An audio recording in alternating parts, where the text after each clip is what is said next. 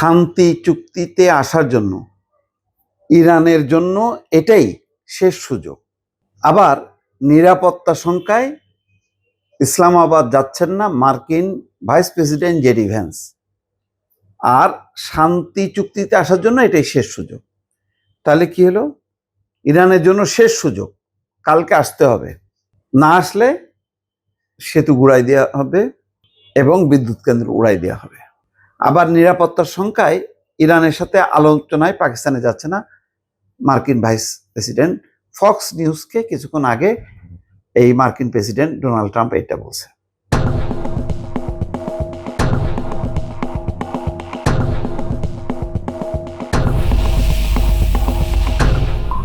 এইভাবে এক ধরনের মাস্তানি, এক ধরনের শক্তি দেখায় এই যে নিরাপত্তাগুলি নিশ্চিত করছে। এটা অর্থটা কি? এটা হয় কোনোদিন? একটা স্বাধীন সার্বভৌম দেশের সঙ্গে আলোচনা হবে, তারপরে মত বিনিময় হবে, বিভিন্ন পক্ষকে যুক্ত করবে, তারপর না চুক্তি হবে। জোর করে চুক্তি করে এটা ট্রাম্প কি বিজয়ী হতে চায়? এটার পরেই সে বলবে যে আমরা বিজয়ী। আর সবচেয়ে বড় কথা হলো মার্কিন ভাইস প্রেসিডেন্ট 21 ঘন্টা আলোচনা করলো জেডি ভ্যান্স, এখানে কোনো নিরাপত্তার শঙ্কা দেখা যায়নি। তাহলে তিনি আসতে পারবেন না কেন? তার জেডি ভ্যান্সও আসার দরকার নেই, তার নিচের পর্যায়ের কর্মকর্তাদেরকে পাঠানো হবে এবং তাদের সঙ্গে চুক্তি করতে হবে। এমনও কি বিষয়টা যে পাকিস্তানে যে মার্কিন রাষ্ট্রদূত বা হাই কমিশনার নিযুক্ত আছেন তিনি থাকবেন এবং তার কাছে যে দস্তখত দিয়ে আসবে? এই পর্যায়ে ফেলে দেয়া, এটা তো মনে হচ্ছে যাতে এই আলোচনাটা ভণ্ডুল হয়।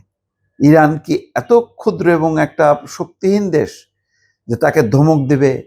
যার আসার কথা মূল যে আলোচক তিনি আসবেন না নিরাপত্তার কারণে, তাহলে প্রথমবার নিরাপত্তা নিশ্চিত হলো কিভাবে?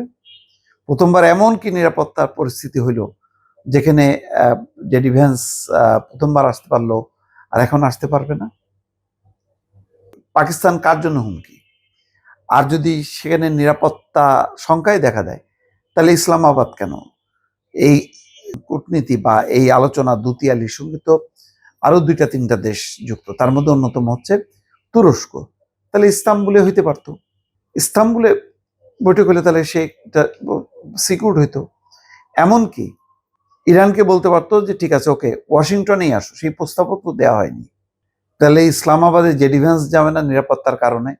আবার ইরানকে বলা হচ্ছে শান্তি চুক্তিতে আসার জন্য এটাই শেষ সুযোগ।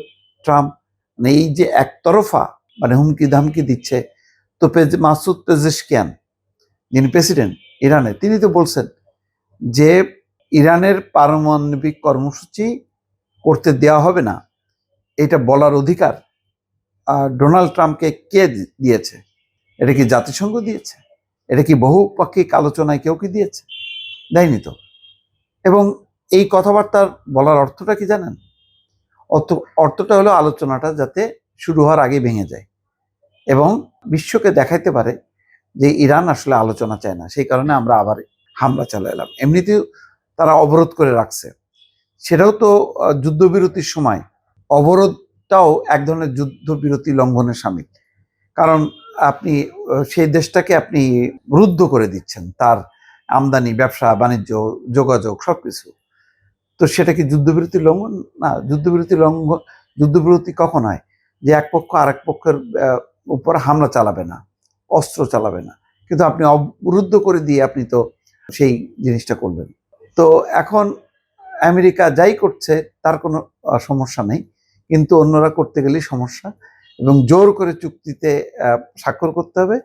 আর স্বাক্ষর না করলে ইরানের সেতু, বিদ্যুৎ কেন্দ্র উড়াই দেওয়া হবে। এটা এক ধরনের বর্তমান বিশ্বে এক আধুনিক একটা মাস্তানতন্ত্র বা সন্ত্রাসতন্ত্র স্থাপন করছে ডোনাল্ড ট্রাম্প।